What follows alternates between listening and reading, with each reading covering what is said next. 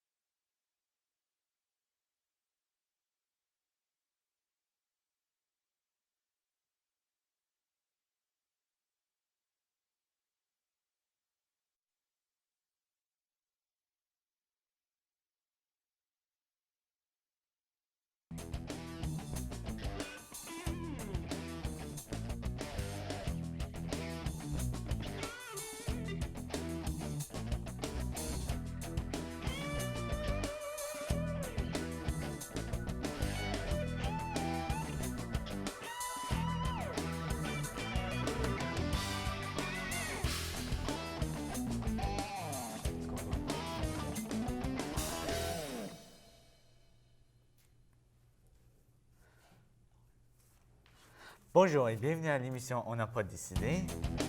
Alors, comme invité, on a Mathieu Vincent qui va nous parler de son couteau qu'il a fait lui-même.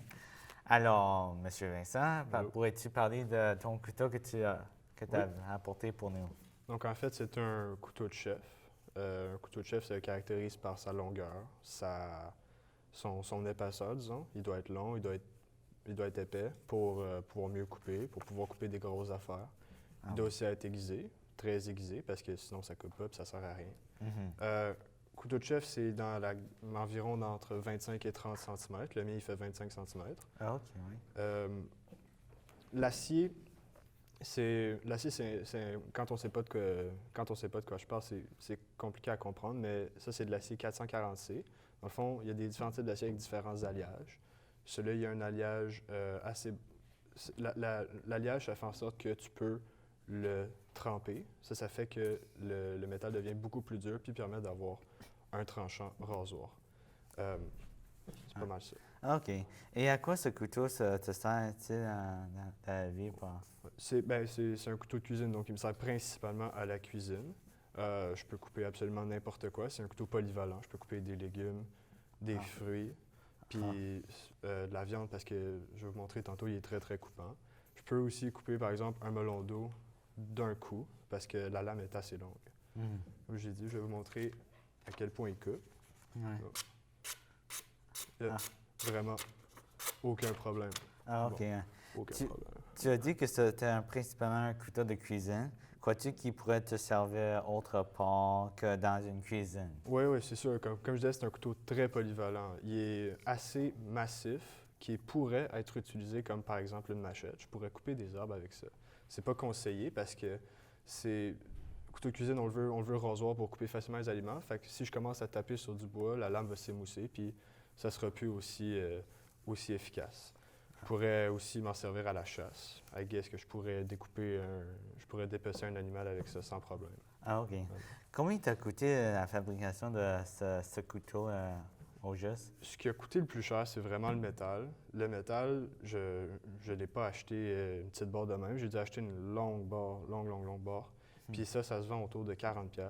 Puis en plus, moi, j'ai pris le métal le moins cher parce que, en fait, le plus facile, mais qui était aussi le moins cher. Puis une barre d'à peu près 36 pieds de long, puis c'est environ 40$. Fait que c'est ça qui a coûté le plus cher. Ensuite, le bois, lui aussi, je peux pas juste l'acheter de même. Il faut aussi que j'achète une longue planche. Ça coûte un peu moins cher. C'est environ 5-10$, je dirais. Puis les rivets en laiton qu'on voit ici, ça aussi, je l'ai acheté en grande quantité. Ça coûte environ 12$. OK, oui. Et combien de temps ça a pris au juste pour fabriquer? Alors, ça a coûté cher, mais ce qui a coûté le plus cher, c'est vraiment le temps. Ça n'a pas l'air de ça, mais ça, là-dedans, il y a au moins une centaine d'heures de travail. Ça paraît pas, mais juste... Ça, là-dedans, je compte le design aussi, l'élaboration du design. C'est simple, mais il faut y penser quand même. OK. Puis, ça a à peu près l'ébauche, parce que... Il faut savoir aussi qu'il y a deux manières de... Je m'excuse pour te couper, mais il faudrait qu'on arrête l'émission. Alors, merci beaucoup encore pour me montrer ton couteau que tu as fait. La semaine prochaine, nous allons avoir Mika Gall qui va nous montrer un sorte de mélangeur qu'on ne sait pas c'est de quoi. Alors, merci beaucoup pour être avec nous et bonne fin de soirée.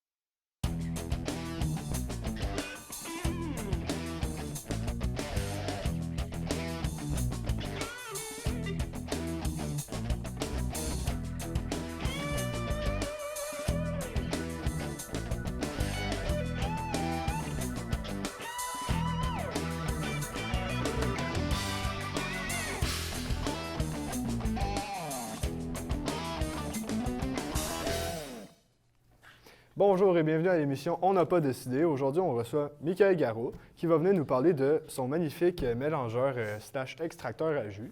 Donc, bonjour Michael.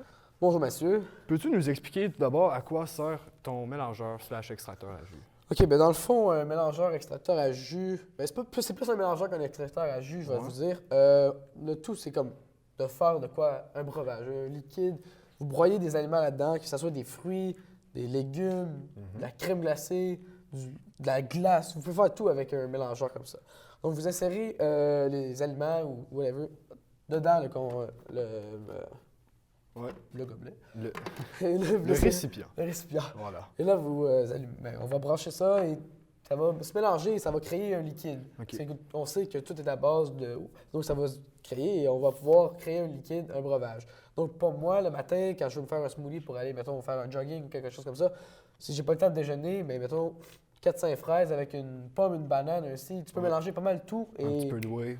Hein? Si tu t'en vas jogger, tu mets un petit peu de whey. Ouais, un peu de whey. Moi, je pourrais faire ça. Mais pour du monde comme les autres qui aimeraient ça, ils peuvent mettre ce qu'ils veulent là-dedans, puis ça va créer un bon breuvage. OK. Tu peux créer ce que tu veux. OK. Fait que si par exemple, je veux me faire un smoothie, comment je procède? Genre, quel mode? Je mets quoi dedans? Ah ben dans le fond, si vous voulez commencer votre smoothie, vous pouvez pogner n'importe quel mode. Il y a 9 modes possibles pour faire ce que vous 9 voulez. modes. 9 modes. On voit ici qu'il y a le mode mélangeur. Mhm. Ça, c'est le basic. Il y a le mode lait frappé. Donc, tu sais, un bon petit milkshake avant d'aller se coucher, c'est toujours bon. Il y a le Histoire de mode... pas dormir. Hein? Il y a le mode nettoyage pour les paresseux, ceux qui mettent du savon puis de l'eau, puis ça se lave tout seul. Il y a le mode purée. Fait que, mettons, vous venez de faire enlever les dents de chaise puis vous n'avez plus le droit de manger. Ben, on met ça, des patates là-dedans, avec des carottes, vous faites une purée, vous pouvez manger ça directement. Ou alors si j'ai 80 ans puis je suis sénile. Bon, ça aussi. Il y a aussi la chance de faire une boisson glacée. OK. Donc, comme un thé glacé. Vous mettez du thé glacé, de la glace, vous broyez ça, ça se fait bien. Les lames là-dedans sont très coupantes. Ouais. Donc, pour la glace, ce n'est pas un problème. Vous insérez la glace là-dedans, vous appuyez sur le bouton de glace. Parle-moi de ça. Ça va faire une genre de neige, tellement que les lames sont coupantes, ça fait une genre de neige. Et puis je vois ça, ça a l'air pas mal. Tu sais, moi, je suis rendu habitué aujourd'hui, là, dans l'industrie, les fabricants, ils commencent à fabriquer avec tout et n'importe quoi, des matériaux cheap, des fils qui sont plus si longs que ça, mais celui-là, il a quand même l'air assez solide. C'est quand même solide pour qualité-prix, je vais vous parler de ça. Puis c'est aussi facile à laver. Parle-moi de C'est ça. comme ça qu'ils l'ont créé. Donc, il y a une corde d'à peu près 2 pieds de long, c'est pour remettre sur les comptoirs, pour pas que ça traîne partout. Ouais. Pas ça proche d'une plug, c'est en bonne place. Donc, on lave ça comme ça. Vous ôtez ce morceau ici en haut. Ça se divise en 4 morceaux. Comme ça. Et là, on peut détacher ce qui permet de... OK. Vous comprenez le principe, vous ouvrez ça et le liquide coule. Ouais. Donc, ça se lave en 4 morceaux, dans le fond. Cette partie-là, on peut la laver alentour, mais c'est préférablement...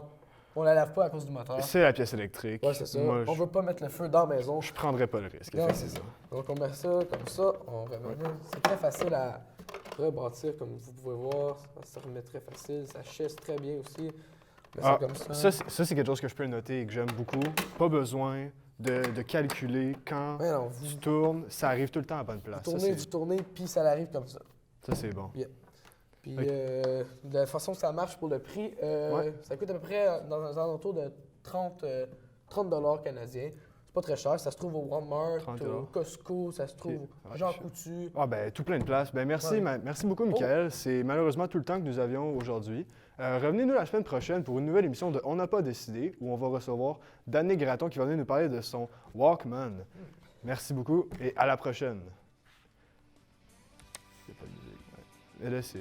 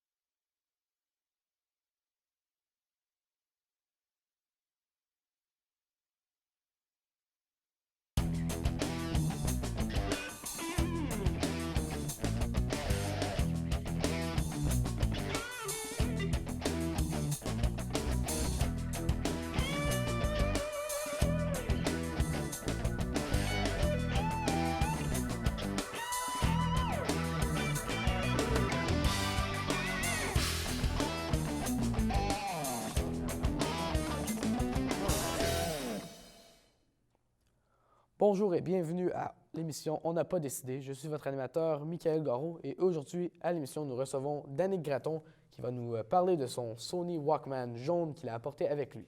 Bonjour, Danick. Salut. Salut.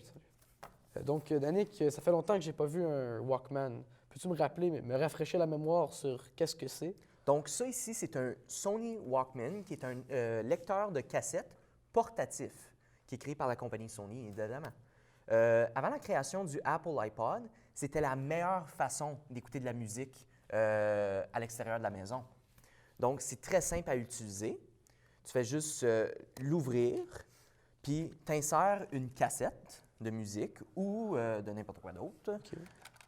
Tu le refermes. Après ça, tu peux mettre tes headphones dedans ou tes earphones et tu appuies sur le bouton Play. Là, ça joue. Là, ça joue. Wow, incroyable. C'est un miracle, hein? C'est Mais incroyable. c'est très simple à utiliser. Puis c'est extrêmement populaire quand c'est sorti en 1979. OK. Peux-tu me dire, c'était quoi l'idée pour la création? Pourquoi on a inventé ce produit? Donc, le cofondateur de Sony traînait tout le temps avec lui un gros lecteur à cassette quand il était dans des avions pour écouter son opéra. OK. Puis il avait demandé à les ingénieurs de Sony pour une façon plus portative pour écouter la musique. Plus petite. Donc, oui, plus petit, puis OK, plus OK. facile à transporter. OK, oui. Donc, ils ont été capables de créer un format très compact et portatif basé sur le Sony Pressman, qui était un enregistreur à cassette qui était utilisé par les journalistes dans le temps. Et donc, c'est ça qui a été créé en 1979. Ça doit avoir une valeur. C'était quoi le prix quand c'est sorti? Bien, quand c'est sorti, ça avait une valeur de 150 que tant qu'à moi, comparé à les produits d'aujourd'hui de musique puis tout ça, je trouve que c'est un prix très raisonnable parce qu'un téléphone cellulaire, comme on le sait, peut varier entre 200 à presque 900 pour un iPhone à cette heure. Nouveau téléphone. Donc, je trouve que même dans le temps que ça a sorti, c'était quand même un très bon prix pour ce que ça faisait. OK, oui. Ça, cet appareil-là, ça doit avoir une importance dans ta vie. Bien, moi, je trouve que c'est une très bonne... ça représente un temps où que la musique était... comme l'aspect le plus important de la musique, c'était la mélodie, la voix, les paroles, l'histoire qui était dans les mots. La bonne musique, sans La bonne ordinateur. musique, c'est sans ça. ordinateur. Hein. Parce que à cette heure, ces jours-ci, c'est tout créé par l'ordi. Tu n'as pas besoin d'être bon pour être populaire en musique à cette heure. Tu as juste besoin d'acheter un programme. Toi, Danick, je suppose que vu que tu apportais ça avec nous, tu dois l'utiliser couramment à chaque jour, ton Walkman. En fait, je ne l'utilise pas. J'utilise mon téléphone comme la plupart du restant du monde entier. Oh. C'est comme une technologie qui est en train de mourir, ça. Mais c'est quand même très intéressant de voir comment les gens préfèrent à cette heure de juste avoir quelque chose de facile que quelque chose de qualité pour écouter leur musique. Ils vont aller sur YouTube puis pogner des petits MP3 qui sonnent comme de la merde un peu. OK. Mais tandis que tu as une cassette qui est de haute qualité là-dedans. En plus, avec le mode réversible, donc la cassette, Oui, surtout celui-là ici, ça se défait c'est facile. un des seuls lecteurs à cassette qui a un mode réversible. Tu n'as pas besoin de l'ouvrir puis de changer de côté ta cassette. Il le fait automatiquement pour toi. Ah, c'est bon, Danick. Merci d'avoir fait le tour sur ton Walkman. C'est tout le temps qu'on a. Merci d'avoir passé à l'émission. On va se voir la semaine prochaine avec Michael Lapointe qui va nous parler de ses disques de Fast and the Furious. Alors, c'est tout. Bonne soirée.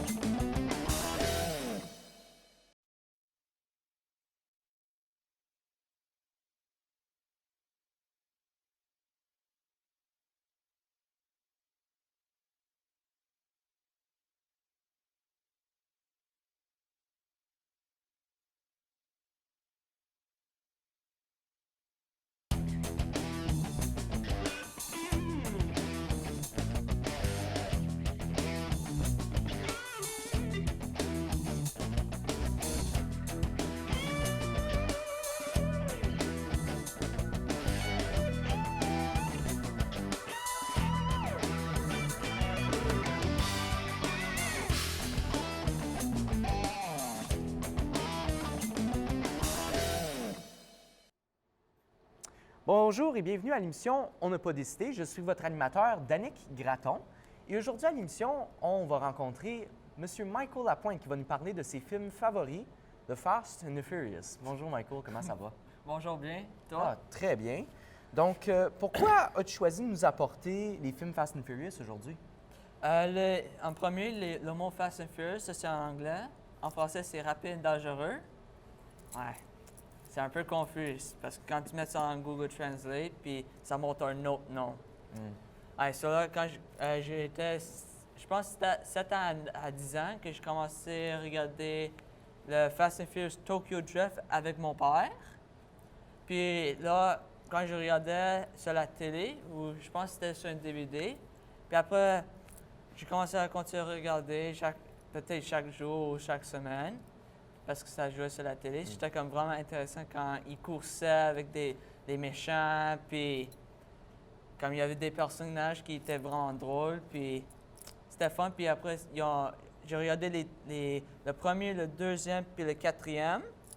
Puis après, ça a vraiment intéressé moi pour regarder plus, puis à savoir comment ils connaissent leurs voitures. Parce qu'il y a différents modèles, puis c'est sur le bout du bouche qu'il sait qu'est-ce que la voiture c'est. Wow. Ça a duré combien de temps, la série complète de Fast and Furious? La série complète, ils ont commencé en 2001 avec le numéro 1. Puis après, le 2003, c'était le Too Fast and Too Furious. Puis après, ça, c'était en 2 ans chaque. OK. Là, après le deuxième, c'était 3 ans pour faire le troisième. Puis après, un autre 3 ans pour faire un quatrième. So là, après, ils ont dit, OK, on va réduire ça. On fait 2 ans. Ils ont fait 2 ans pour le 5e, 2 ans pour le 6e, 2 ans pour le 7e, puis le 2e pour le 8e. OK, wow. C'est qui les personnages principaux de ces vues-là? Le personnage principal, c'est Paul Walker et Vin Diesel. OK. Puis je vais passer tomber. Oh! Oh! Bon, ça l'arrive. Tu vois que Vin Diesel et Paul Walker sont en avant parce que eux sont les préférés acteurs pour tout le monde. Ils sont les plus importants. Oui, ils sont plus importants puis sont plus dans tous les films. Puis c'était vraiment intéressant comment ça fonctionne. Oh, wow. Puis c'est quelle sorte de film, Fast and Furious? Fast and Furious, c'est un film action. Parce qu'à cause des voitures, puis les courses, là, c'est évident. des fusils. Puis il y a des tristesses parce que à cause il y avait des personnes qui meurent, puis c'est dans leur famille, puis ils rencontrent des nouvelles personnes. OK. Puis il y a des comédiens. Puis mon préféré comédien, c'est Tyree Gibson. C'est lui qui est là. Puis lui, il est drôle parce que quand il y a un plan, chaque fois, il y a un tour des autres, puis il panique tout le temps que ça ne fonctionne pas, il veut avoir un autre plan. Puis en plus, dans le 7e, il faisait son propre plan.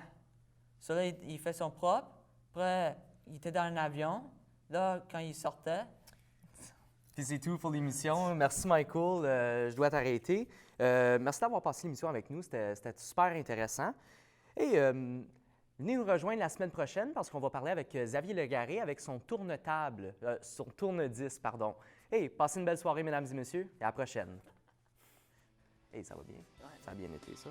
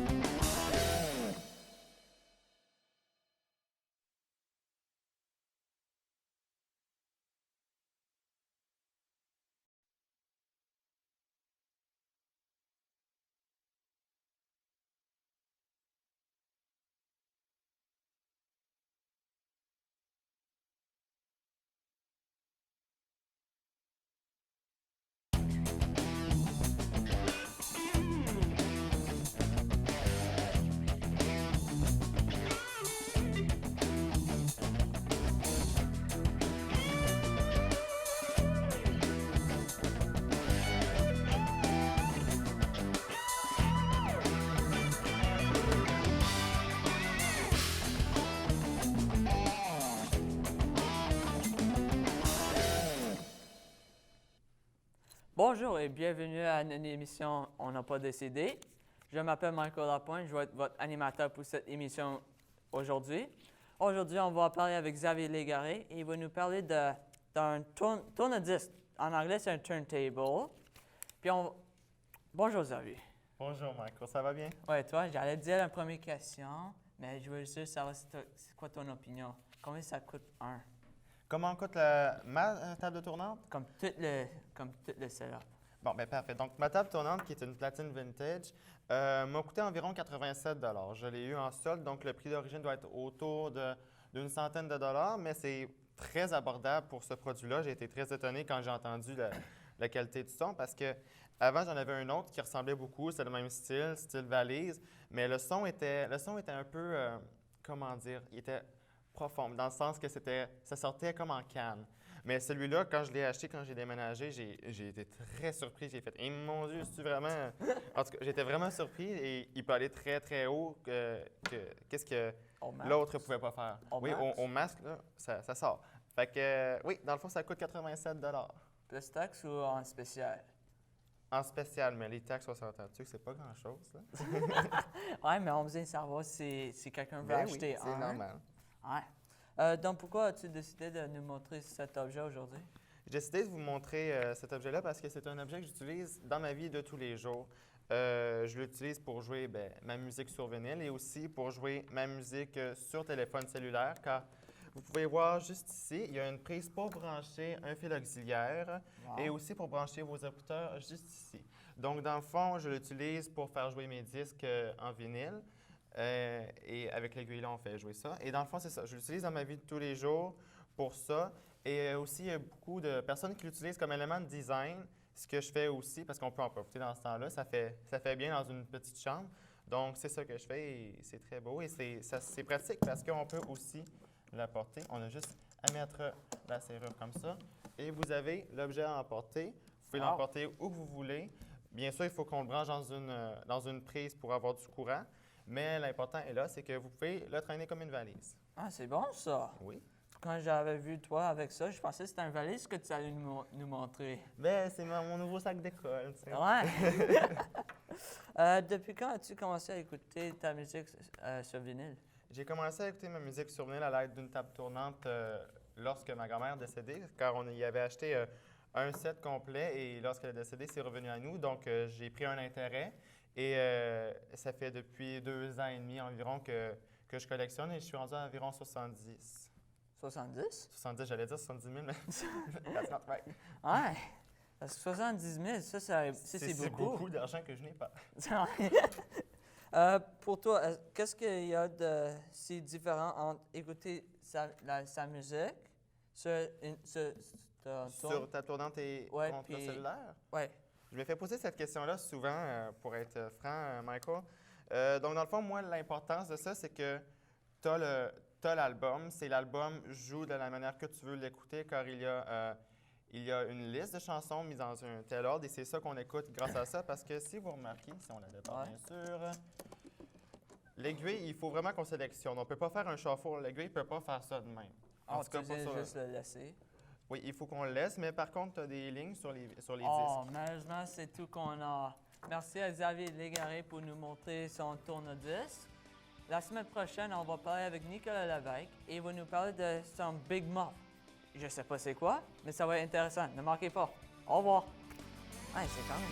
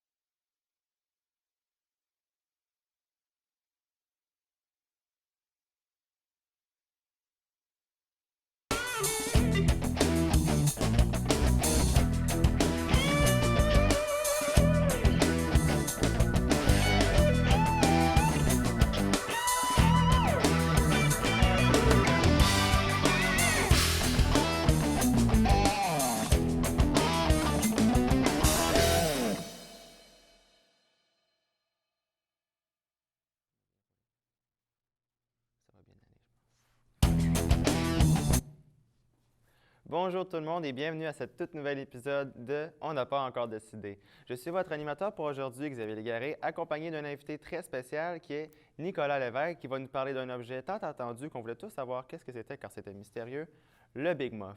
Bonjour Nicolas. Bonjour. Est-ce que ça va bien? Oui, ça va. Parfait. Donc sans plus tarder, peux-tu nous dire à quoi sert ton objet qui est le Big Muff? En le fond, c'est une pédale à effet pour les guitares électriques qui est très utilisée en ce moment et assez simple.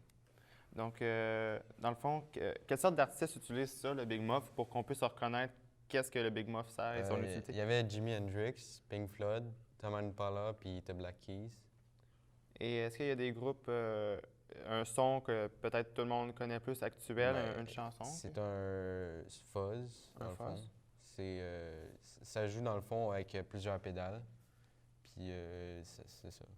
Donc, pourrais-tu nous le développer pour nous le montrer? J'ai hâte de voir c'est quoi un Big Muff. Donc, en même temps, tu pourrais peut-être nous expliquer comment ton Big Muff marche.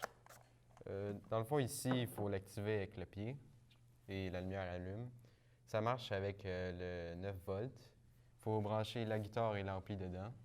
Et après, il y a les settings pour le son soit fuzz et tout ça. Parfait. Donc, tu dis qu'il faut l'enclencher avec le pied. Donc, c'est lequel que tu... Dans le fond, c'est ici. OK. Comme ça. Il faut que ça enclenche avec le pied parce que quand on a la guitare électrique, ben, on ne peut pas l'activer autrement. OK. Là, tu as dit qu'on pouvait brancher la guitare jusqu'à l'amplificateur. Est-ce que c'est de quelle base ça se branche? Est-ce qu'il y a un côté qui... Bien, c'est écrit dessus ampli, puis l'autre, c'est out.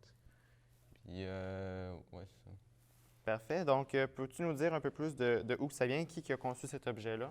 C'est Electro Harmonix, une compagnie new-yorkaise qui a inventé ça dans les années début 70 par Mark Matthews. Il y a plusieurs sortes de Big Muff. Il y a des grosses, des petits. Ça, c'est le nano, fait que c'est encore plus petit que le mini.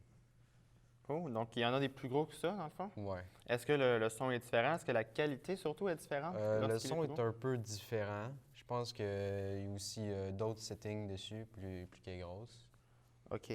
Donc, où tu as acheté ton Big Muff? Parce que est-ce que je peux marcher juste dans un marché comme Sunrise puis aller m'en acheter un? Ou est-ce qu'il faut aller dans des magasins très spécialisés ou juste sur le web qu'on peut trouver ça? On peut l'acheter sur le site, l'acheter aussi dans les magasins de guitares électriques et autres. Parfait. Donc, toi, tu l'as acheté dans quel magasin plus précisément? Je l'ai acheté chez Mac & Long à Trois-Rivières. À Trois-Rivières, donc tu es loin un peu pour aller chercher ça, mais est-ce que tu je vis dans le coin, dans le fond. Ah, tu vis dans le coin à Trois-Rivières? Ouais. Parfait. Donc, peux-tu nous dire pourquoi tu as choisi cet objet-là, justement? Qu'est-ce qu'il représente pour toi? Dans le fond, c'est un outil très important pour la musique, changer la qualité, donner un effet fuzz, si on veut. Donc, l'effet fuzz que tu nous parles, est-ce que c'est un effet que tu trouves que c'est mieux pour le son de la guitare? C'est mieux en musique? Bien, ça donne un son plus fort et avec moins d'écho qui sonne vraiment fort. OK. Donc, dans la vie de tous les jours, est-ce que tu l'utilises souvent? Est-ce que tu l'utilises lors de répétitions? Chaque fois, j'utilise ma guitare électrique, dans le fond, je l'utilise. Bon, mais c'est parfait. Donc, malheureusement, Nicolas, c'est tout le temps qu'on avait aujourd'hui à cet nouvel épisode dont on n'a pas encore décidé. Très intéressant, le Big Muff. Je ne savais pas c'était quoi et je pense que plusieurs personnes ne le savaient pas non plus. Donc, on se revoit la semaine prochaine avec un nouvel invité et un nouveau sujet tout autant intéressant. Au revoir.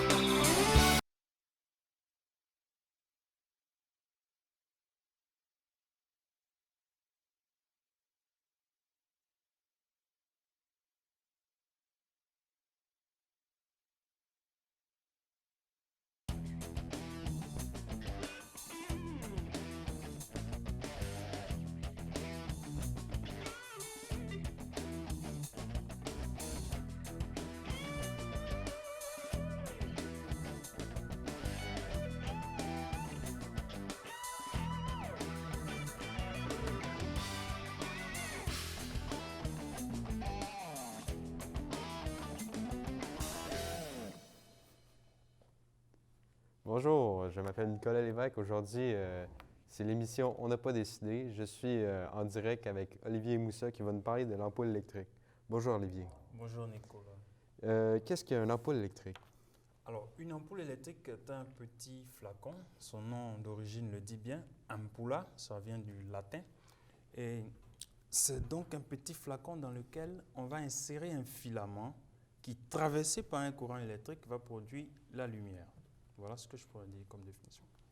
Et parlez-moi des débuts de l'ampoule électrique. Alors, deux noms sont associés au départ. Il y a Joseph Swan et Thomas Edison. 1878 et 1879, 2 années très importantes. Donc, création de l'ampoule électrique. Les premiers filaments sont des filaments en carbone et des filaments de papier. C'est le départ des ampoules. Comment l'ampoule électrique a évolué au fil du temps? Alors, l'évolution de l'ampoule électrique tient de ce pacte-là, cette entente, si vous voulez, entre Thomas Edison et Joseph Swan.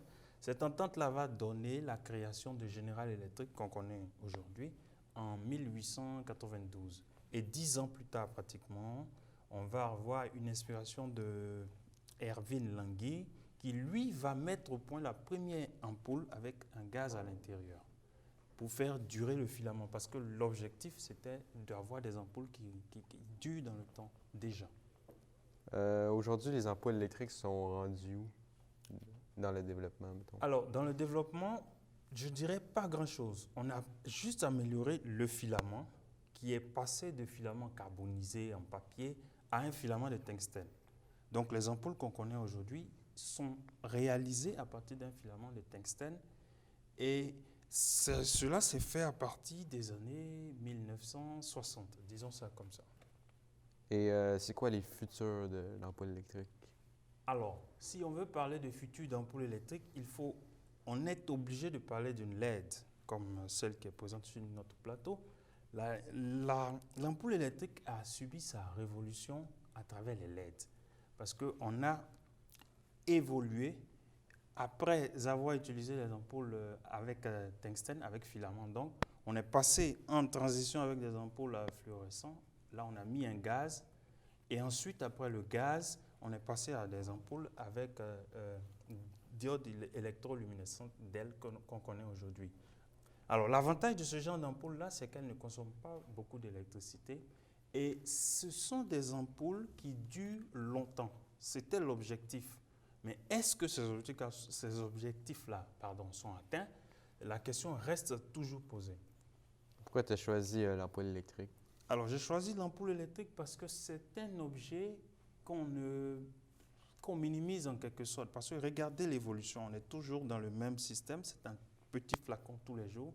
C'est toujours un filament, puisqu'il existe encore des ampoules à filament. Et c'est des ampoules qui ont toujours le même enjeu, c'est-à-dire la durée. On paye une ampoule pour combien d'années? On paye une ampoule pour combien de temps? C'est l'enjeu. Aujourd'hui, on sera rendu bientôt à des ampoules qui feront 30 ans. C'est l'objectif final. Ça veut dire que c'est un objet qui n'est pas tellement, qui est utilisé, mais dans l'évolution, il y a comme un frein. Ça évolue lentement. C'est pourquoi j'ai choisi l'ampoule électrique.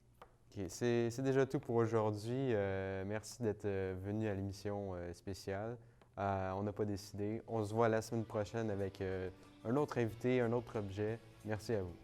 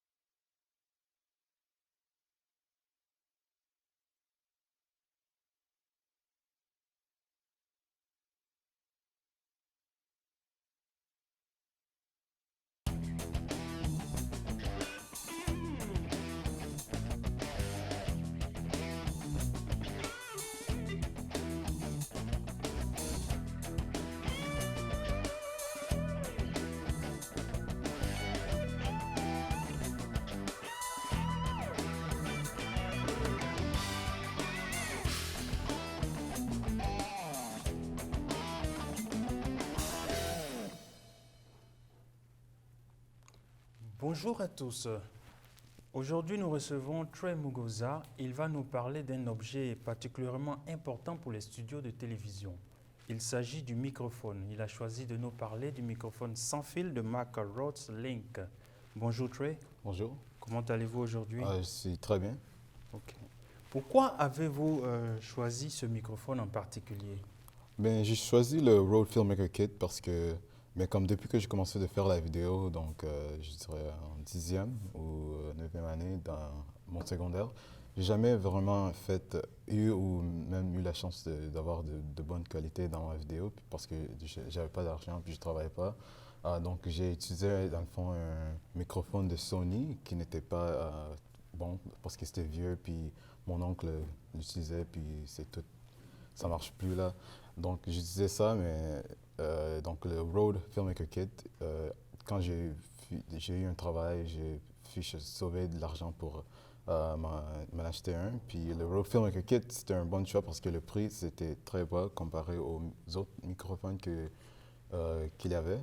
Donc, disons le Sennheiser, le Industry Standard, c'est comme 800 kuk. Puis comparé au Rode, c'est le meilleur choix pour moi. Combien de projets avez-vous déjà réalisé avec ce microphone-là? Avec cet microphone, j'ai déjà fait comme 3. Incluant le petit projet qu'on avait en actualité, le documentaire qu'il fallait faire, ou le TSV, pardon, sur une personne qui travaille dans l'industrie de production vidéo. Donc, j'ai utilisé ça avec 7 projets, puis 2 autres projets que je fais moi-même, 2 films, 3 projets. Est-ce que vous pouvez nous donner un peu les caractéristiques pour ceux qui seraient intéressés, par exemple, de ce microphone-là, je veux dire? OK. Donc, le Rode, c'est comme la prochaine génération de microphones sans fil. Elle a une transmission de 2.4 GHz avec un crêtage de 128. Puis, cela va permettre donc de rester en permanence,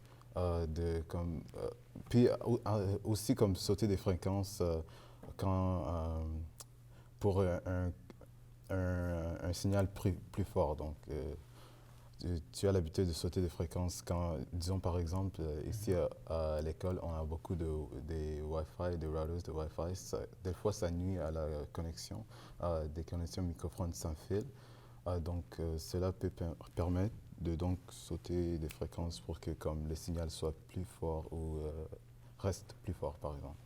Alors, pour un usage à long terme, est-ce qu'il n'y a pas de crainte à se faire pour ce microphone? Non, absolument pas. Le Rode, comme le récepteur, puis le récepteur, puis l'autre là, c'est comme l'un des meilleurs pour les microphones sans fil. Puis comparé au Sennheiser encore, le Rode, c'est mieux construit. Tu as plus de features avec juste seulement ça. Aussi pour le microphone, c'est pas le plus fort microphone que... Alors Trey, je pense qu'aujourd'hui, c'est malheureusement tout le temps qu'on a pour cette émission. Alors j'ai été très heureux de vous la présenter. Le prochain numéro, Rosanne Pivetta, après microphone, bien sûr, on parle caméra, elle parlera de caméra, elle parlera d'objectifs, d'appareils photo. J'ai eu beaucoup de plaisir à présenter cette émission. Merci et bonne suite de programme.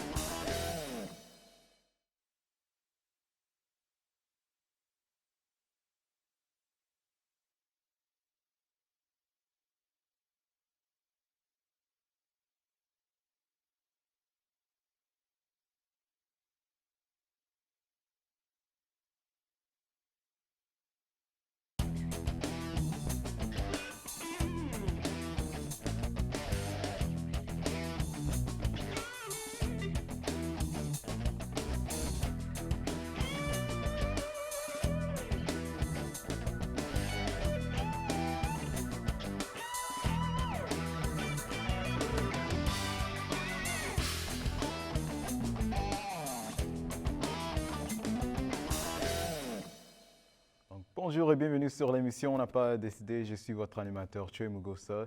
Ici aujourd'hui avec nous, nous avons Rosanne Pivetta qui va nous parler d'une sorte de caméra, une vieille caméra.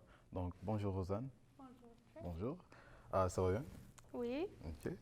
Donc qu'est-ce que tu vas nous présenter aujourd'hui? Je me présente une Pentax. OK. Qui est plus vieille que moi.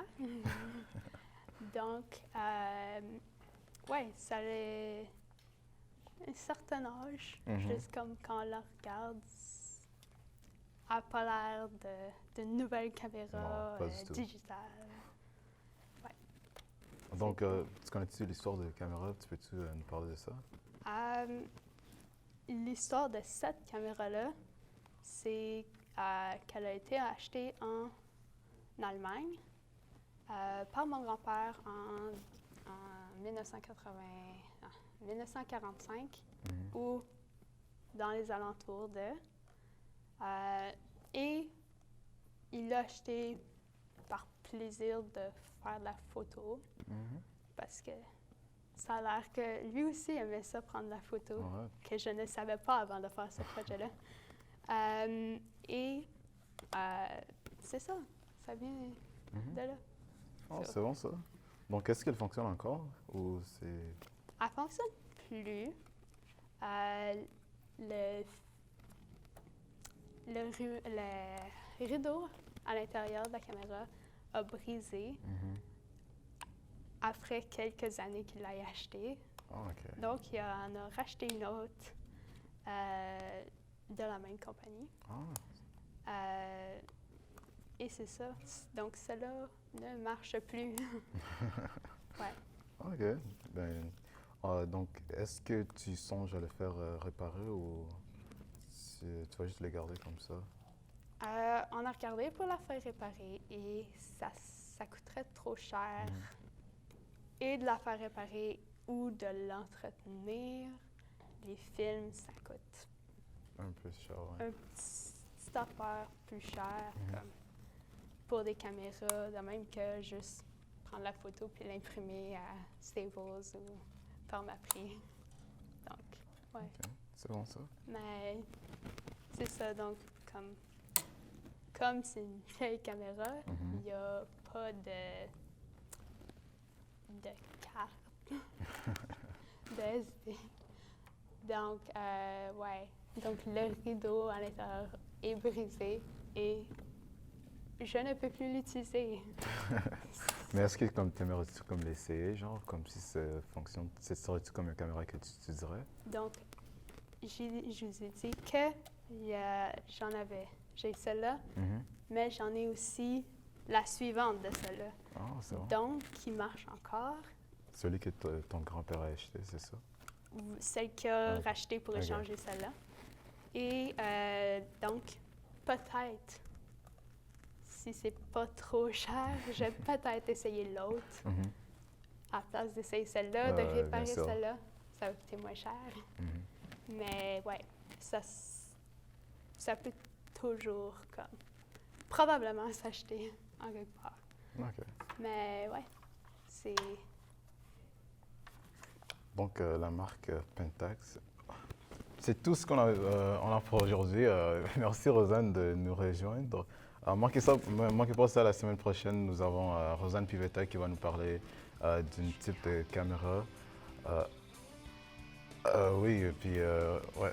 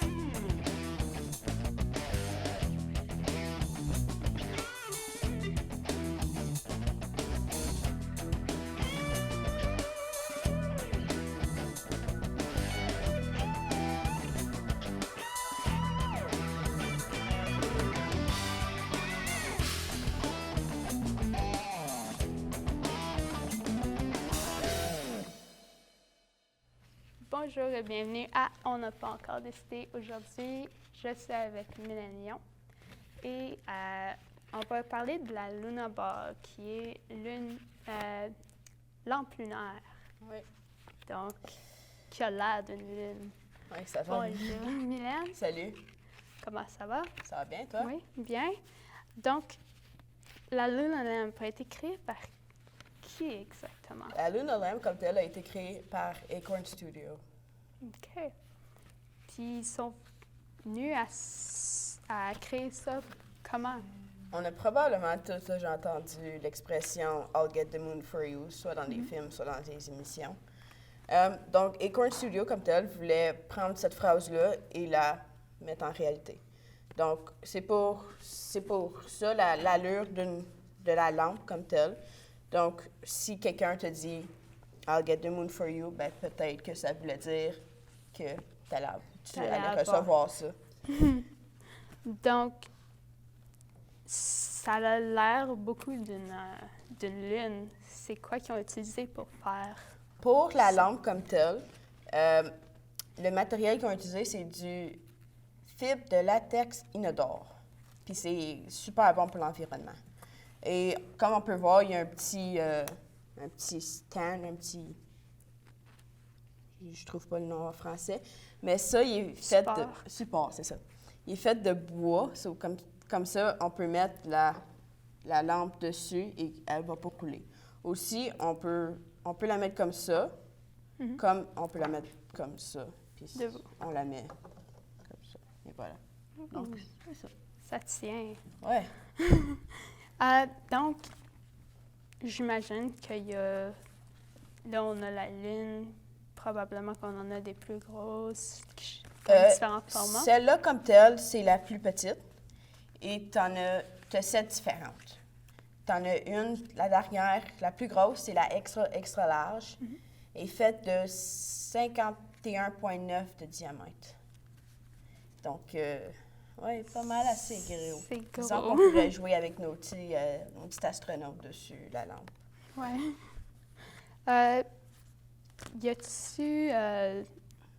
Tu peux-tu alterner les éclairages dessus? La lampe, comme telle, elle a 2 éclairages qu'on peut utiliser. On peut utiliser la lumière blanche et la lumière jaune-rouge. Pour changer les lumières comme telles, on a un petit bouton qui est en arrière, en dessous de la lampe. On fait juste cliquer une fois pour avoir une couleur. Tu recliques une autre fois pour avoir la deuxième couleur. Okay. Et aussi, si tu choisis, exemple, la blanche, on peut changer la luminosité en gardant le doigt sur le bouton tactile. Et pour augmenter la luminosité, on fait pareil. On garde notre doigt dessus. Okay. Et pour l'éteindre, tu fais juste changer les couleurs jusqu'à ta cassette. OK. Puis, donc, tu as dit que tout est pas mal écologique. Ça se vend-tu dans des magasins à grande surface? Moi, je l'ai eu en cadeau. J'ai essayé d'en trouver dans des magasins. J'en ai pas trouvé. J'ai fait mes recherches, ça dit qu'il y en a au Walmart. Ou sinon, ils en vendent sur des sites Internet comme Amazon, eBay. OK. Ouais. Okay. Des sites en ligne. Des sites en ligne. Donc, c'est plus visé pour quel genre de personnes? Le public cible comme tel, il n'y en a pas vraiment.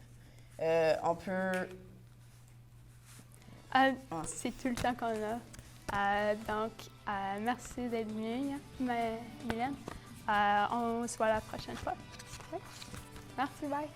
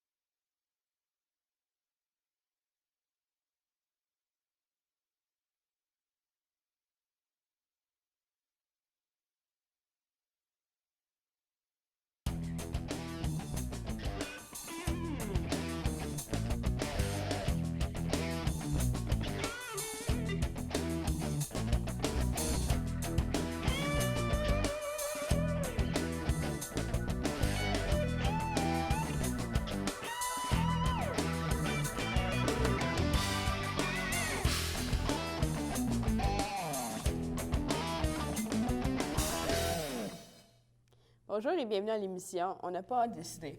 Mon nom est Emiliane et aujourd'hui nous accueillons Gabrielle Bellil qui vient nous parler de son téléphone OnePlus 5. Bonjour Gabrielle. Bonjour Pénal. Moi, je ne peux pas parler. Ça va bien? Ça va très bien. Donc, premièrement, c'est quoi un OnePlus 5? So, le OnePlus 5, c'est la marque de téléphone que j'ai apporté avec moi aujourd'hui. Le OnePlus, c'est une compagnie qui vient de Chine. Ils ont fait un téléphone physique qui run sur le software Android, juste comme Google, Samsung, tous les autres grands noms, sont juste moins communs. Et le OnePlus 5, c'est la marque que j'ai aujourd'hui, mais ce n'est pas la plus récente.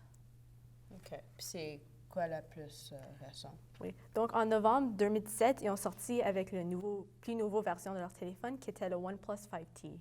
Celui-là, c'est le OnePlus 5 et ça sorti en août. Donc, il n'y a pas beaucoup de temps entre les deux. Ah, OK. Comment as-tu découvert le OnePlus 5? Bien, j'ai vu comme des articles comme en 2013. C'est tout ça, c'était une compagnie de téléphone c'était un téléphone exclusif. Comme la seule façon d'en avoir un, c'est si tu avais une invitation et savoir d'avoir une invitation si on en achetait un. Donc, c'était vraiment ce club. Mais ils ont enlevé cette exclusivité en comme 2013-2014.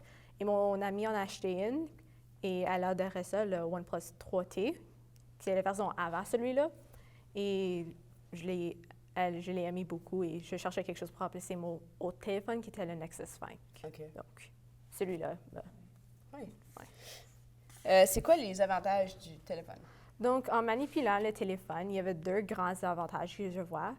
Une des plus grandes, c'est la pile elle-même. OK. Donc, ça peut prendre jusqu'à 15 à 30 minutes pour avoir une charge à 80 Et même de là, si je regarde maintenant, c'est à 64 et je l'ai chargé, ça fait comme 5 heures, genre, ça fait longtemps que je l'ai. Donc, ça fait... C'est mieux que ma batterie de téléphone. Yeah. Alors, on a parlé des avantages. Y a-t-il des désavantages? Oui, il y en a deux gros désavantages que je vois aussi. Le premier, c'est que physiquement, le téléphone, pas comme Samsung ou Google, pour les comparer, c'est fait pas résistant à l'eau ou aux poussières. Donc, ça veut dire ou à l'humidité aussi. Donc, c'est un peu, il faut être plus careful, excuse mon anglais, avec, sinon ça peut être plus endommagé que si tu avais quelque chose comme un Samsung. Mais ça vient aussi avec un Autobox, donc tu peux en acheter une. L'autre désavantage, c'est le prix. Donc, le OnePlus 3T, c'était seulement 300$ pour le tout en 2014, qui est un assez bon prix pour un téléphone. Celui-là, c'est 650$. Donc, c'est un plus grand saut qu'avant. Ouais. Tu recommanderais-tu ce téléphone? Oui, je recommanderais ce téléphone s'il cherche pour quelque chose un peu moins cher que le Google Pixel, qui peut être comme 900$, on dirait. Je ne suis pas 100% sûre pour ça. Mais oui, c'est une très bonne téléphone aussi. Comme la qualité de la caméra est très bonne aussi pour les gens qui aiment la photographie. OK. Oui, donc, oui, c'est tout. On dit.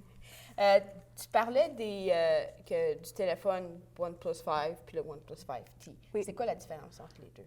Donc, les plus grandes différences physiques, c'est que le OnePlus 5T, c'est un peu plus grand et l'écran elle-même, ça couvre beaucoup plus de l'avant. Et le sensor pour Excuse-moi, Gabrielle, c'est tout ce que nous avons pour aujourd'hui. Merci d'être des nôtres aujourd'hui. Revenez avec nous la semaine prochaine avec un autre invité et un autre sujet. Merci. Maintenant, on peut jouer le téléphone. Merci.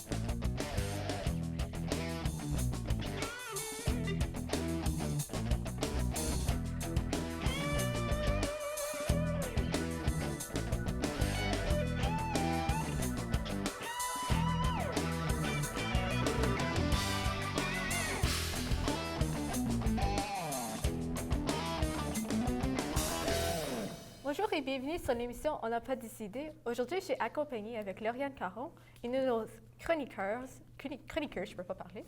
Et aujourd'hui, elle nous a apporté un plat de biscuits. Donc, salut Lauriane. Salut. Ça va bien? Oui, toi? Donc, où est-ce que cette passion de biscuits est venue? Bien, dans le fond, depuis que je suis jeune, j'adore énormément cuisiner. Comme au début, j'ai commencé à faire comme des soupers, des dîners. Mais par la suite, j'ai eu une nouvelle passion qui était de faire des desserts. Donc, j'ai développé ça. Mais j'aime vraiment faire des biscuits. J'ai quand même une addiction envers ça, mais ouais. Oh, ils sont très bons de toute façon. Donc. Ah, merci. Donc, quelle est la recette de biscuits que tu fais le plus régulièrement? Ben dans le fond, je fais des biscuits aux pépites de chocolat. Comme vous pouvez voir, c'est juste une assiette de ça. Mais ma recette, c'est que tu dois avoir du beurre, de la farine, la cassonade. La cassonade, c'est vraiment important. Ça rend les biscuits vraiment plus moelleux. Il te faut 2 œufs, la vanille. Il te faut aussi un peu de sel. Et ben dans le fond, il vous faut des pépites de chocolat, des M&M, des macadam, tout dépendant de ce que vous voulez prendre. Oui.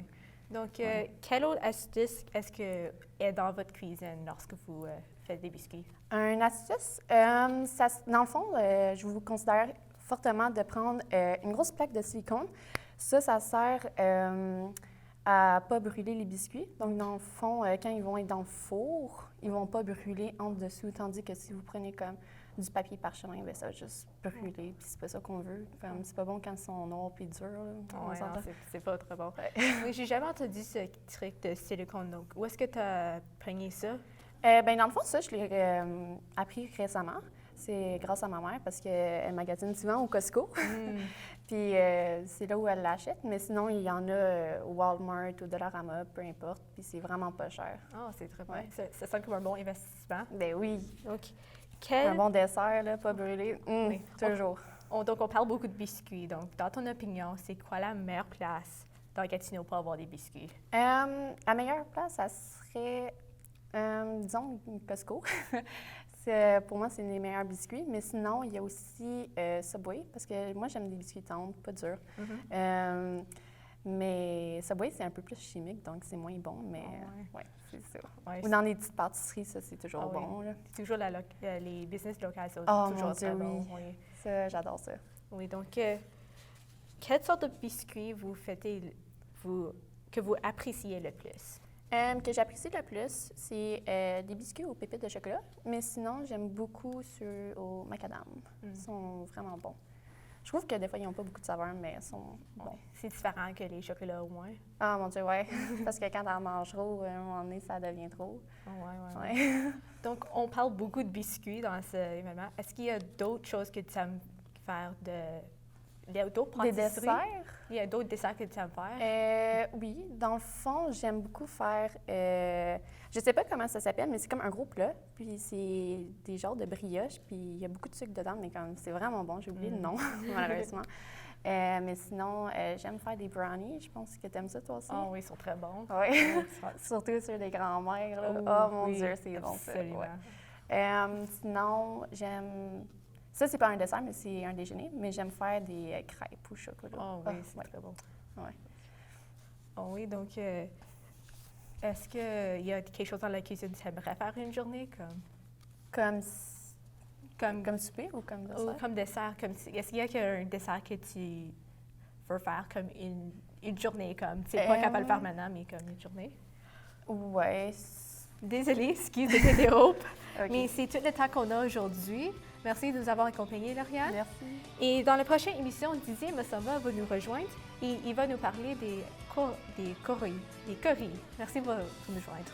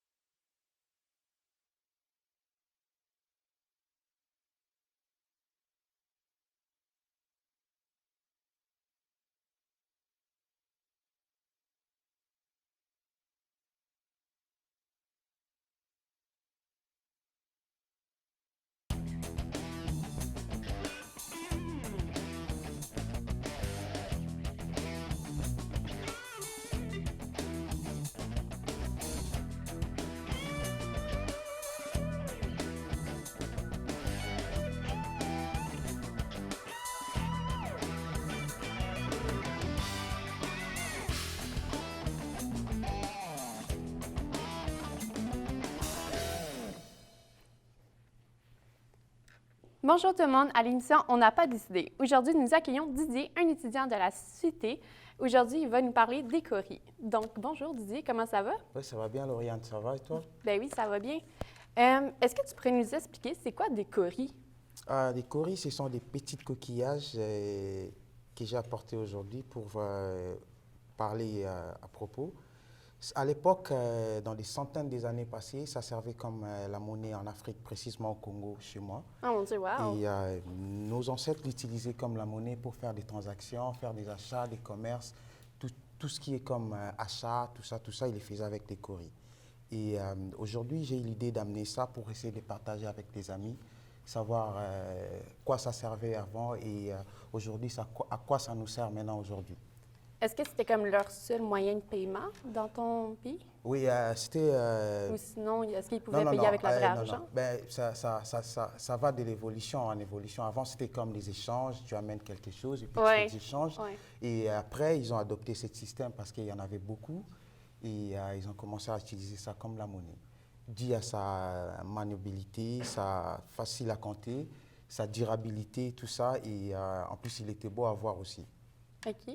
Mais est-ce que, dans le fond, c'est la même chose qu'un coquillage proche de la mer? Oui, c'est presque la même chose, mais ça, c'est un peu différent parce que c'est petit, c'est beau, c'est facile à manier et puis ça ne pèse pas.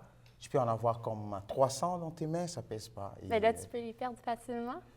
Oui, mais à l'époque, on l'attachait. On l'attachait, c'était pas comme ça. On l'attachait comme une centaine, une dizaine, et par rapport à ce que tu veux acheter. OK. Est-ce que dans le fond, ça ça vaut la même valeur ou c'est différent? Oui, maintenant, il y a deux contextes différents ici, parce qu'ici, c'est comme les nouveaux et ça, c'est l'ancien contexte. Par rapport à ça, c'est la monnaie ancienne, tout ça, ce que j'ai dit. Mais ça, ce sont des bijoux, parce qu'aujourd'hui, on utilise les coris partout, quoi. Tu peux l'acheter dans le marché, et puis les gens, ils l'utilisent comme dans la décoration, dans la coiffure, dans la beauté, dans beaucoup de choses, quoi. Tu peux acheter aussi pour décorer ta maison. Ah, wow! C'est ça la grande différence aujourd'hui. Est-ce que tu connais des amis qui utilisent encore des coris? Ben, je peux pas comme dire que ça, je pourrais l'utiliser pour des boucles d'oreilles? Bon, tu peux aller acheter dans les marchés africains, tout ça, tu peux trouver, mais des amis qui utilisent comme, ben, j'en connais pas, mais je connais là où on les vend. OK. Yeah. Comme est-ce qu'il y en aurait au Centre Rideau, au marché Bail? Dans le marché africain, là où on vend des trucs africains, ben, tu peux l'acheter dans des magasins où on vend des bricolages, tout ça, pour faire des bijoux, des bricolages. Ben ouais. Malgré que ce n'est pas des vrais que tu vas trouver là-bas, c'est en plastique. Okay. Mais c'est comme pareil. OK. Est-ce qu'ils ont différentes couleurs? Non, c'est souvent blanc, mais tu peux le teinter, tout ça. Et, ça dépend de la couleur que tu veux teinter. OK. Est-ce que toi, tu as une préférence? Comme ceux-là sont mauves, si je vois bien. Oui, ça, c'est mauve à l'intérieur. C'est comme une pièce rare, tout ça. Parce que c'est mauve à l'intérieur. Et il y en a d'autres, c'est tout blanc. Mais moi, j'ai amené ce qui est mauve à l'intérieur pour apporter la couleur mauve. OK. Comme dans certains pays, je sais que rouge, c'est comme ça veut dire l'amour. Ça veut juste dire comme la chance. Là, bon, je ne suis pas trop dans la couleur, mais... Merci Didier de nous avoir parlé des coris. La semaine prochaine, à l'émission On n'a pas encore décidé, nous recevons Mohamed qui va nous parler de ses beats.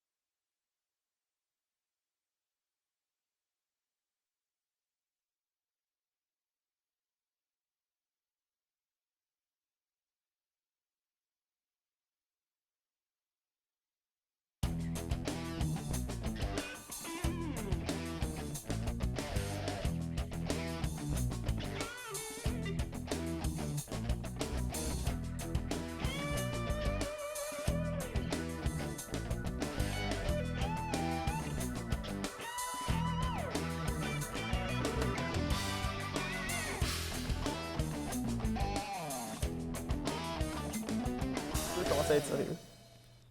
Bonjour, bienvenue dans notre dernier numéro de l'émission On n'a pas décidé, qu'on va recevoir aujourd'hui notre ami Mohamed qui va nous parler de ses écouteurs Beats by Dre qu'il nous a ramenés aujourd'hui. Bonjour, monsieur Mohamed. Bonjour Didier, ça va bien aujourd'hui? Oui, ça va bien. Et je suis très content de te recevoir. Pourquoi tu veux parler de ces écouteurs aujourd'hui? Bon, ben en fait, Didier, j'ai choisi de parler de ces écouteurs aujourd'hui parce que c'est quelque chose que j'utilise à chaque jour. J'utilise ça régulièrement. Il n'y a pas une journée où je ne les utilise pas depuis que je les ai achetés. Je les utilise pour écouter de la musique quand je sors, si je me promène, si je marche, ou si je suis sur mon téléphone ou mon portable, ou n'importe quoi vraiment en général. J'aime beaucoup la musique, donc je les utilise tout le temps. Et c'est pas nécessairement juste pour la musique, je peux écouter aussi des vidéos sur Facebook, YouTube, puis autres choses. Ah, OK. Ben, quand j'ai vu ça en première fois, j'ai vu il n'y a pas de fil. Là. Comment est-ce que tu fais pour brancher à ton téléphone et à les charger? Bon, ben c'est ce que j'aime le plus à propos de ces écouteurs, c'est qu'ils n'ont pas besoin de fil. C'est des écouteurs sans fil. Ce que j'aime, c'est que tu peux le connecter Bluetooth avec ton téléphone ou ton portable ou ta tablette ou n'importe quoi comme ça. Puis c'est vraiment simple. Si tu cliques le bouton sur le côté ici et tu cliques ça pour 5 secondes, puis tu vas sur ton téléphone ou ta tablette ou ton ordinateur, puis là, tu cherches pour Beats by Dre qui vont apparaître. Et juste comme ça, tu peux les connecter sur ton ordinateur ou ton téléphone. Mais est-ce que,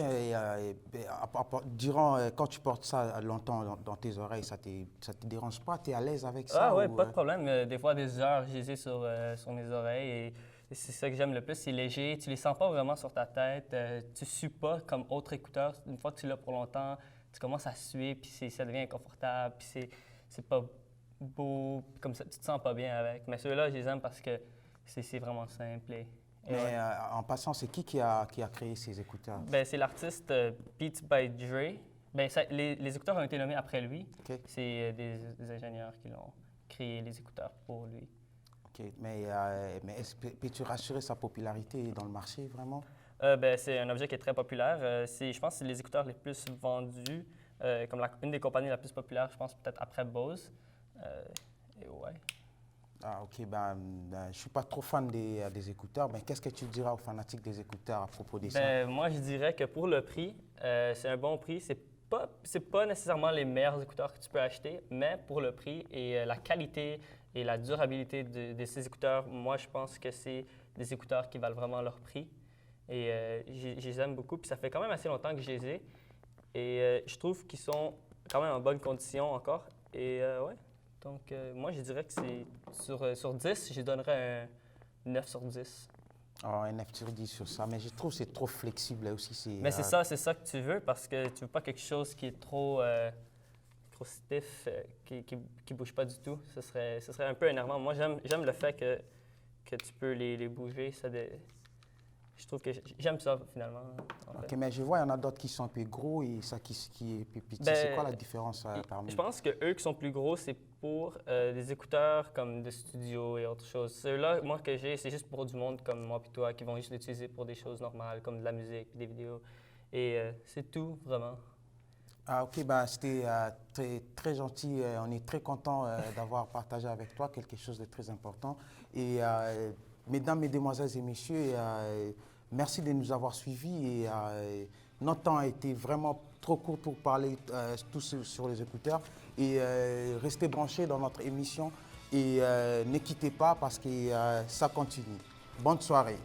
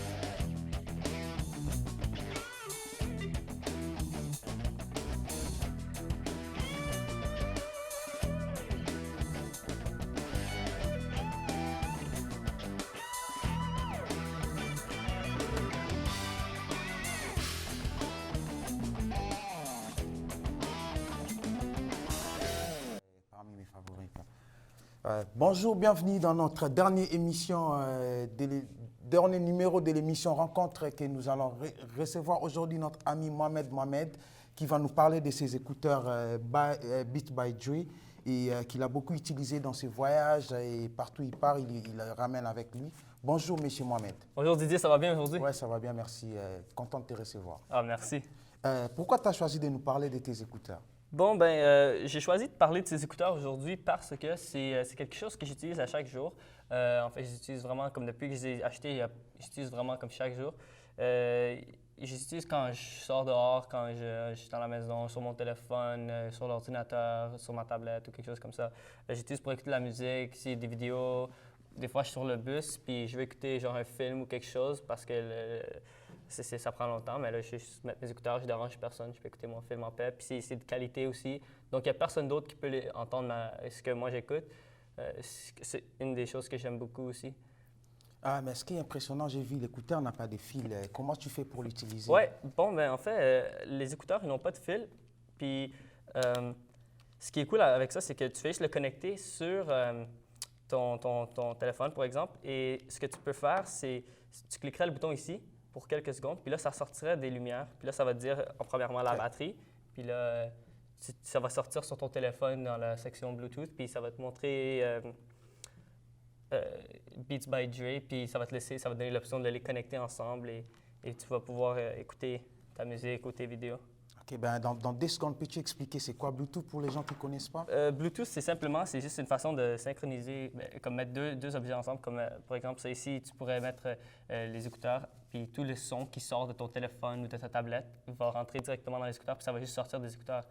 Puis ça, c'est quelque chose que j'aime. Tu peux faire des appels avec ça, tu auras tes écouteurs, puis tu peux parler au téléphone. Puis sur le côté, il y a un bouton que tu peux cliquer pour raccrocher ou répondre à l'appel. C'est quelque chose que j'aime aussi. Est-ce que je sache tes écouteurs à propos de temps que tu l'écoutes, ça fait mal aux oreilles, tu n'es pas à l'aise? Est-ce que c'est pareil avec ça aussi? Pas dans ce cas. Dans ce cas, en fait, c'est des écouteurs que je trouve que tu peux porter pour des très longues heures. Tu peux les porter pour vraiment longtemps, puis ça ne va pas te faire mal à la tête. Ils sont vraiment flexibles, comme tu peux voir. Puis ils ne cassent pas facilement. Tu peux les avoir pour des longues heures. Et c'est vraiment, moi, je trouve personnellement que ils sont vraiment bien faits et que c'est quelque chose que j'aime beaucoup à cause que tu peux les porter pour des longues heures, puis tu ne vas pas suer comme dans les oreilles et autres choses comme ça.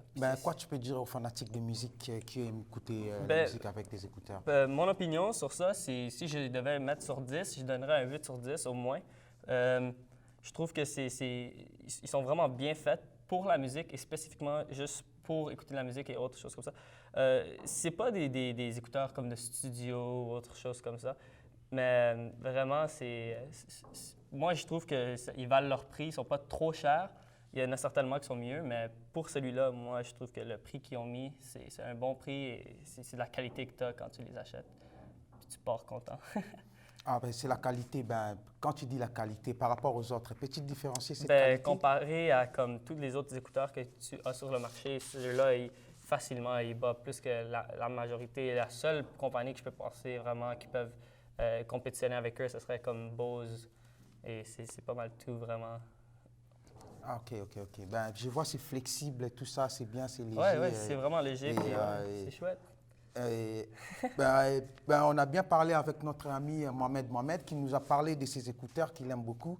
Et on a fini, on a vraiment content de finir notre émission et restez branchés, ne quittez pas et bonne soirée.